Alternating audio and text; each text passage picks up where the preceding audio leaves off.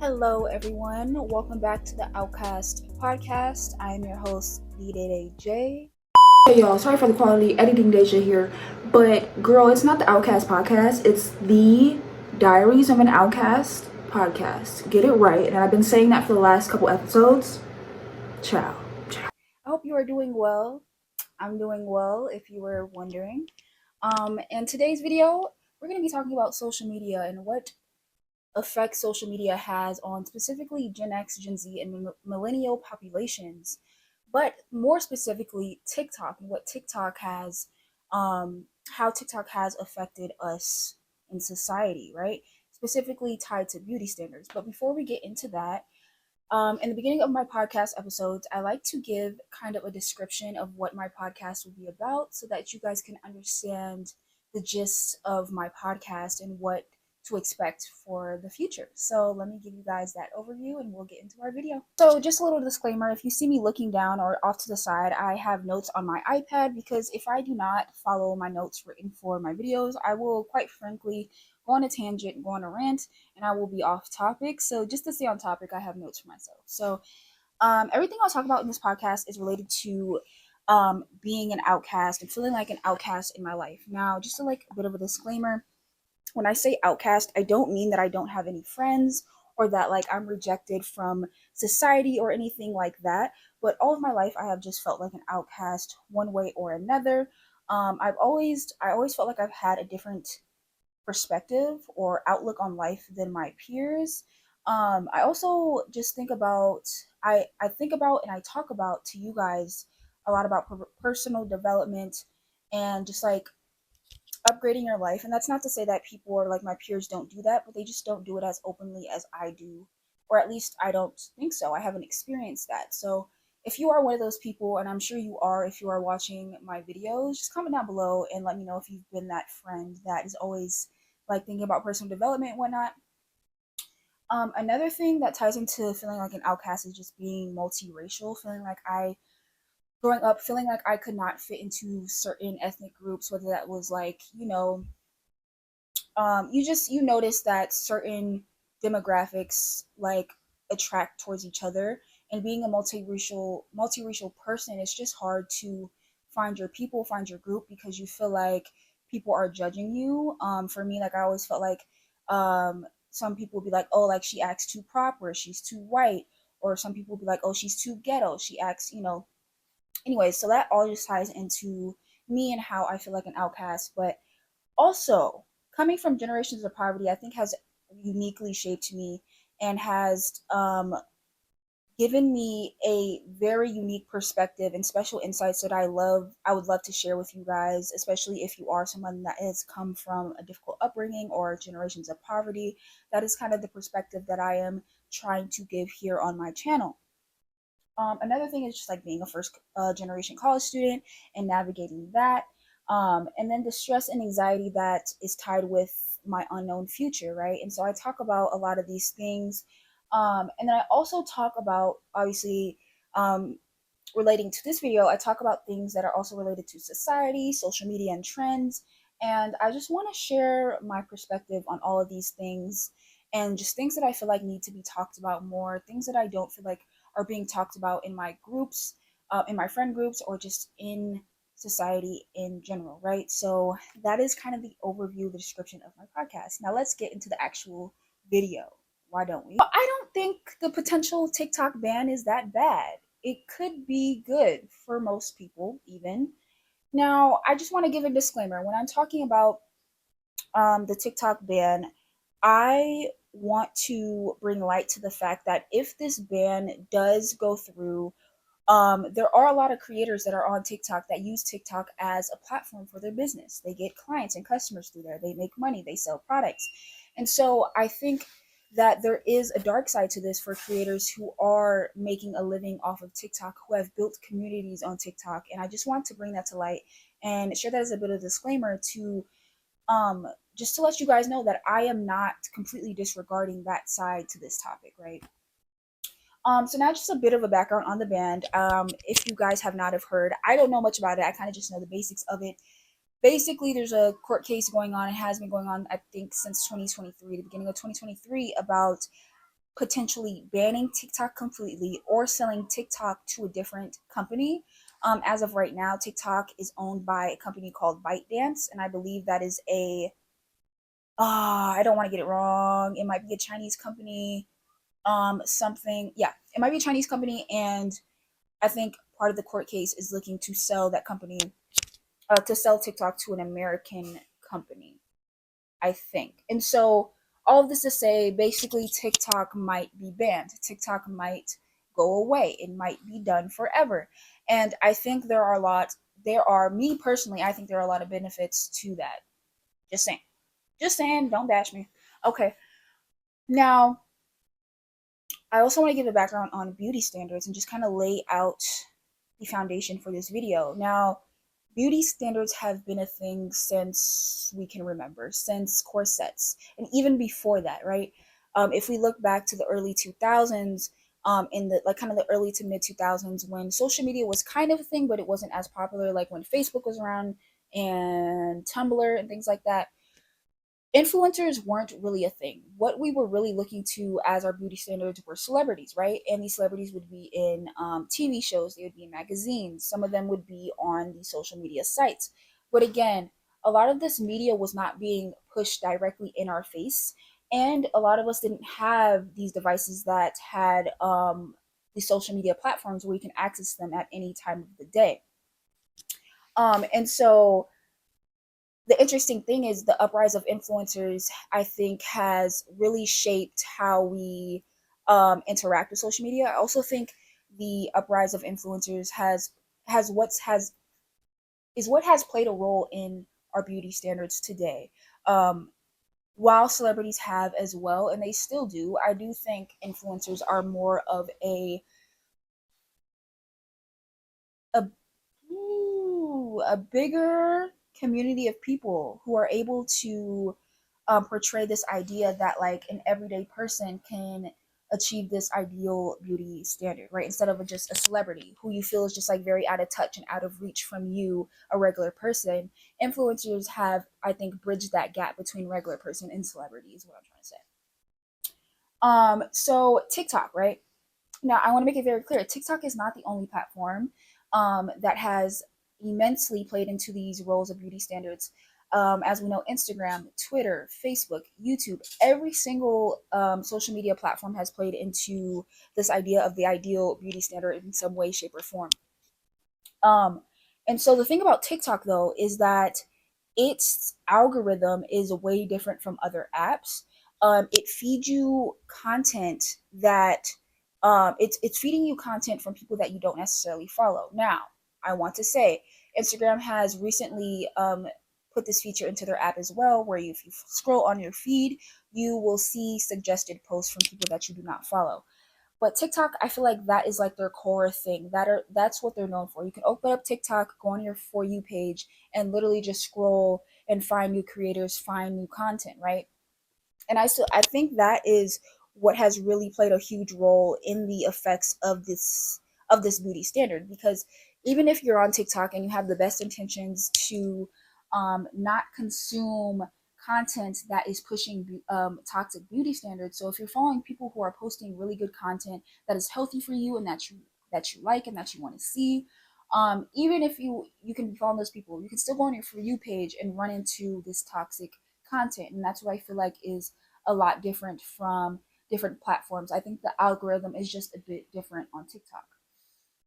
Another thing about TikTok is that I feel like they have really nailed it when it comes to consumerism and beauty standards. So, in the beginning, since the beginning of TikTok, we have seen the push of beauty standards, certain creators being pushed for a certain look. And now we notice, right? Like, I can't necessarily describe this look specifically, but we know this look. And this look is, it's been trending, called TikTok Pretty.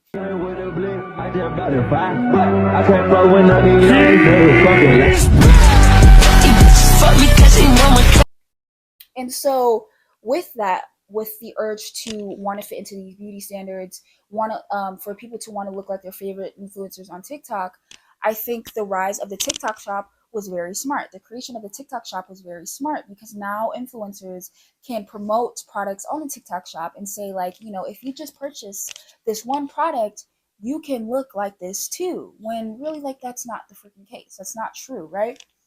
It's really all a scheme and scam for consumerism, if we're all being honest. And we know that. And so I touched on certain creators being pushed for their looks. There is this certain creator who was going trending, or who was going viral. Her name is Leo Holton. I will leave her TikTok screenshot of her TikTok page right here. She was going viral for a video she posted of, basically she was just lip syncing to a song, and it went extremely viral. I think she almost has 1 billion views at this time on that video. And a lot of people were just very upset by her going viral because she was literally doing the bare minimum. And so I genuinely see why people were getting upset.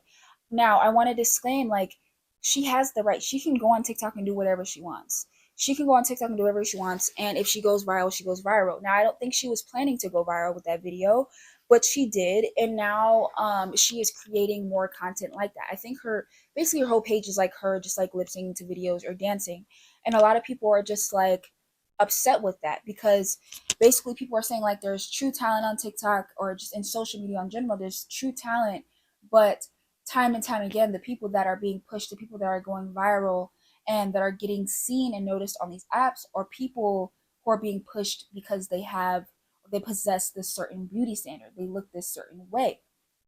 Now, I definitely understand this. I'm talking about a very specific type of pretty that comes with a very specific type of privilege that I do not have. I'm pretty sure y'all already know exactly what type of pretty Jackie Aina is referring to. That is one of the first things I noticed when I started using this app. TikTok seems to cater to a certain demographic and a certain type of aesthetic more so than others. There are so many beautiful, talented Black women, dark-skinned Black women who do such an amazing job with their content, and their content is not really getting the type of visibility that it deserves. Now, part of me is always going to feel like the app itself has something to do with that, as far as suppressing the content of, Black creators. But I also think people in general gravitate toward certain aesthetics. People, especially women, who they deem more conventionally attractive. Meaning when they see these types of beauties on the For You page, they're more inclined to interact with their content, follow them, in turn helping them build their platforms and get their content seen. Whereas if you are not the standard of beauty, your content doesn't seem to perform as good.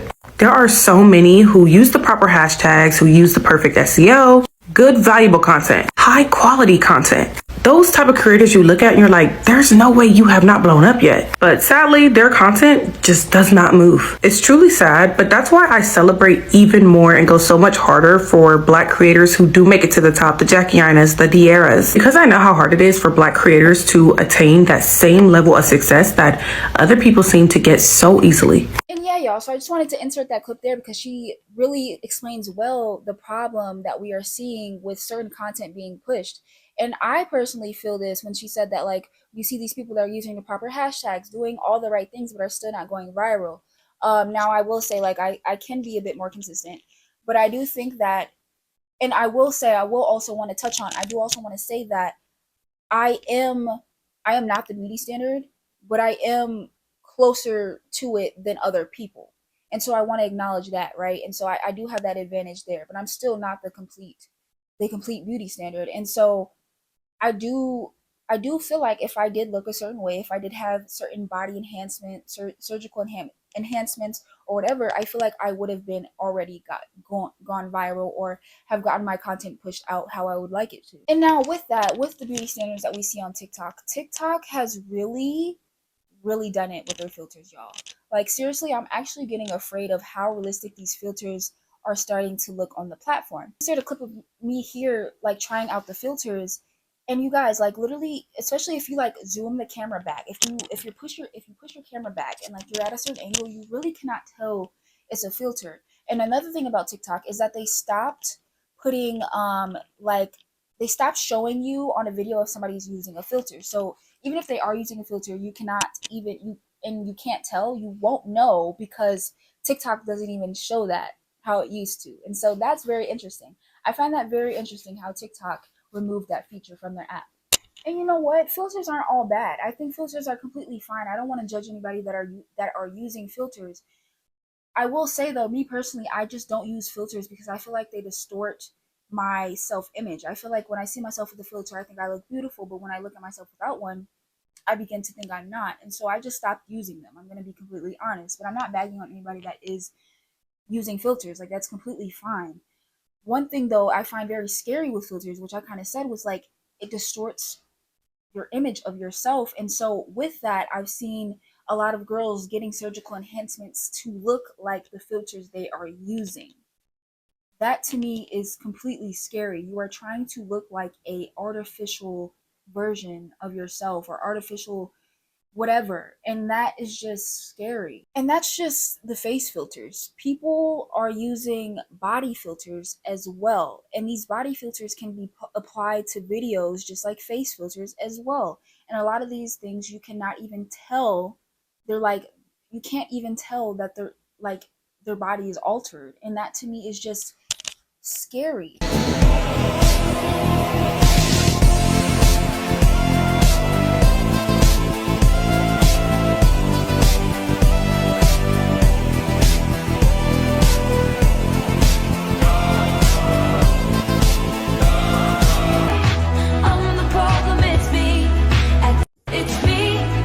This is the type of content that is being pushed to young girls and to young boys that aren't even developed yet, and they're comparing themselves to these videos and these pictures of altered artificial bodies and faces.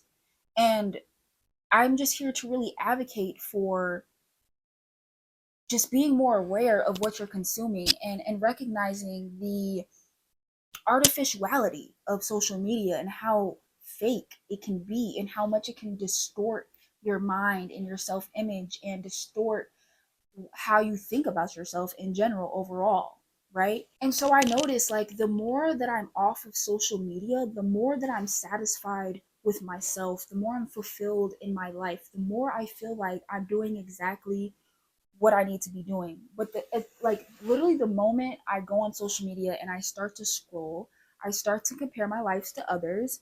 And it's not just me. Most people do, like, everyone does this. It's just a human nature thing to compare yourselves to other people's lives, especially when it's being pushed in your face how it is on social media. You're going to compare. And with that, you start to compare, you start to think that you're not doing enough. You start to think that the path you're going down isn't the right path, and you feel like you need to, like, do this whole life rebrand. No, like, literally, I'm telling you, like, this is what I feel like every time I go on TikTok. I feel like I need to completely change my life, my look, everything that I'm doing, my style. I feel like I need to change it because I'm comparing to other people's lives, to other people's style, to other people's way of thinking, other people's perspectives.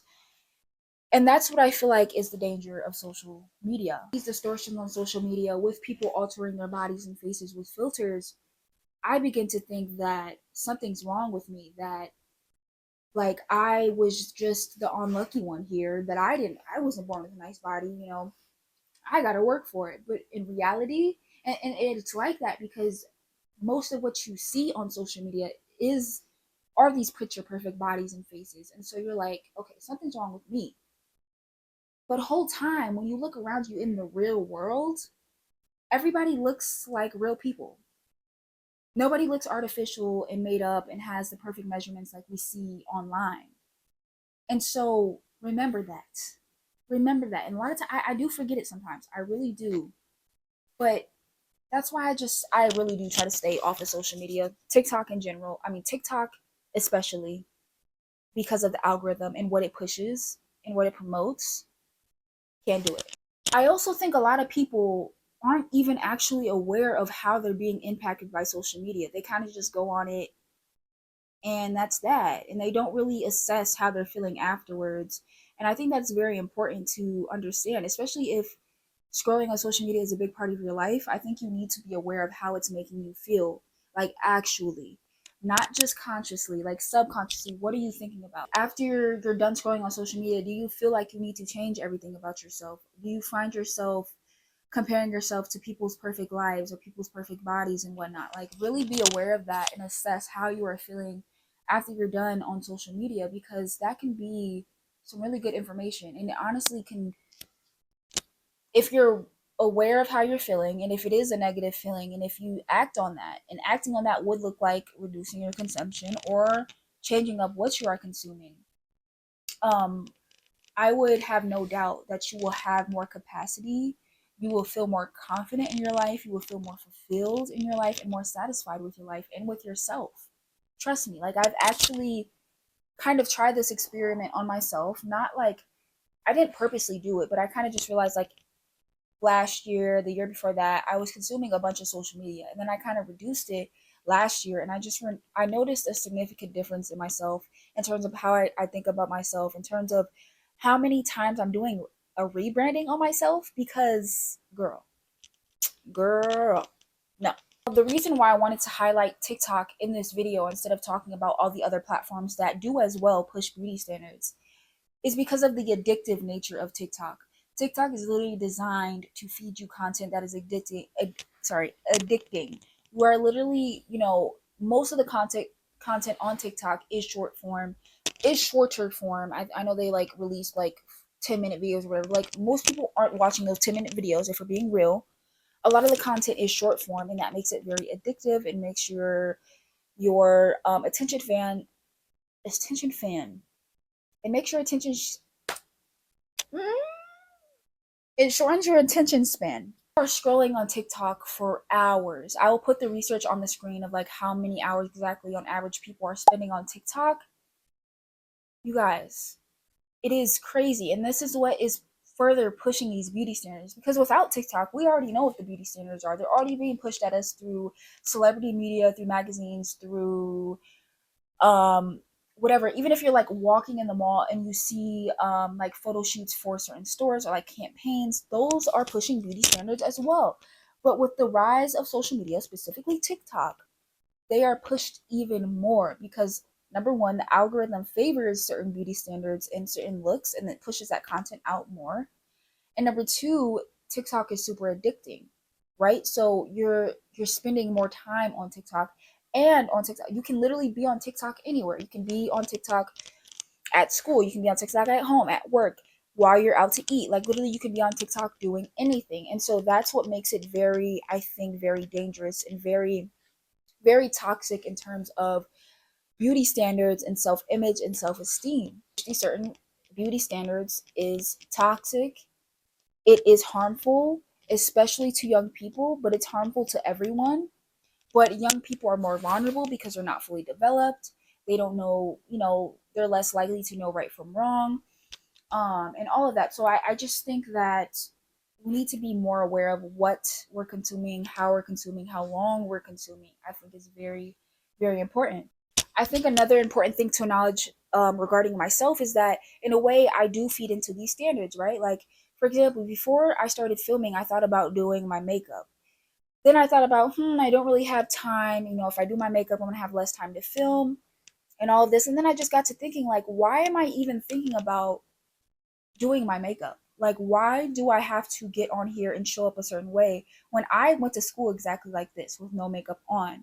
Why do I feel like since I turned a camera on and I'm about to post to social media, I feel like I have to do my makeup? And that is because of this what is it called?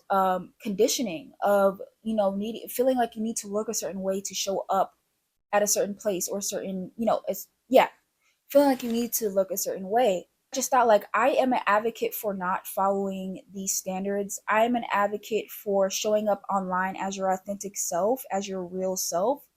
So let me do that. But with that, that doesn't mean that I'm not gonna like fix myself up. That doesn't mean that I'm not gonna ever do my makeup on here again. That doesn't mean that I'm gonna just wake up and get on the camera, right? I'm still going to fix myself up and be presentable. But I think that's mainly just tied into like self image and how I want to be perceived, right? But that is also tied in with beauty standards and just the ideal standard of how you're supposed to look in society. It's all tied in with conditioning, all of it. Even if you feel like you're not participating in it, I feel like it's inevitable that in one shape or form you are.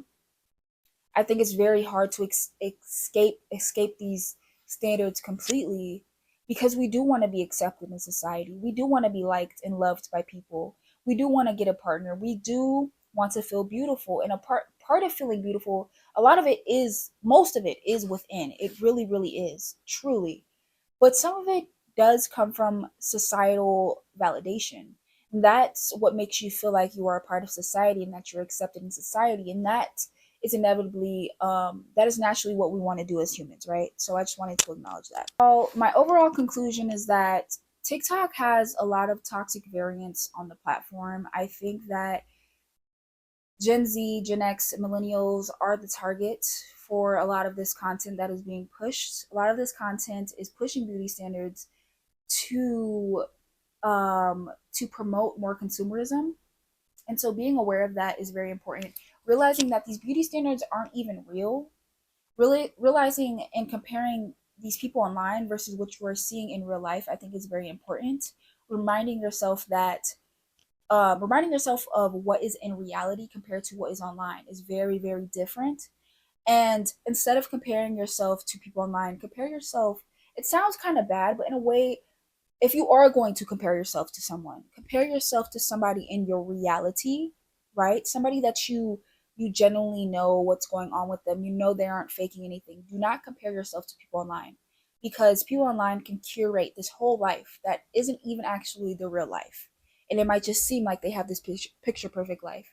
They can curate this body image and a face image, but sometimes it's not even real. It's makeup, it's filters, it's angles, it's surgical enhancements, right? And so just being aware. I'm not saying stop consuming social media, because that is not realistic. Social media is such a big part of our society. It's even a tool in a lot of great aspects. So I don't want to say stop consuming social media, because I'm not. But what I am doing is being very, very aware and cognizant of what I am consuming, how I'm consuming it, and how long I'm consuming this content. Because experts do say the longer you consume social media, the worse you will feel afterwards. Is if you are a creator and you're trying to grow online and you feel like you can't grow because you aren't feeding into the beauty standards, you don't fit the beauty standards, I just really want to acknowledge you and encourage you to keep going and recognize that your growth is very authentic and organic, and it's not due to your physical outward appearance. Your growth is due to who you are, the substance and content that you are providing, and the value you are providing to people. And so reminding yourself that you want to grow online based off of what you are talking about, what you are doing, what value and content you are providing to people, rather than just how you look, because looks go away. Looks fade with age, and we know this. You cannot upkeep your look. How you look at 23 is not how you are going to look at 33. And so basing your life, basing your self-image, your self-concept, basing your whole just worthiness off of how you look will get you nowhere, because your looks will fade. So I think providing value through other things, having substance, is very important. And I'm not bagging on the people who want to come online and show off their beauty, because I think that that's okay if you want to do that. But I think that all I'm saying is just a bit frustrating for the creators who are trying to provide value through their knowledge, their insights, their wisdom, and they're finding that it's very hard to grow. And so, yeah. I hope you guys enjoyed this podcast episode. It was really me just trying to advocate the toxic side of TikTok and how beauty standards in our society are just very toxic, and how they're heavily pushed on us, and how they negatively affect us, right? And that's honestly, like, what I just talked about today is honestly just the surface level of things, and I will continue to talk about these things on my channel in the future to come. And yeah, so when this video is uploaded, in a week, I'll have another regular YouTube video uploaded on Wednesday. Oh yeah, I forgot to tell you guys, I will now be uploading on Wednesdays instead of Tuesdays, so stay tuned for that next week. Hope you guys enjoyed this podcast episode, and I'll see you guys in my next video. Bye.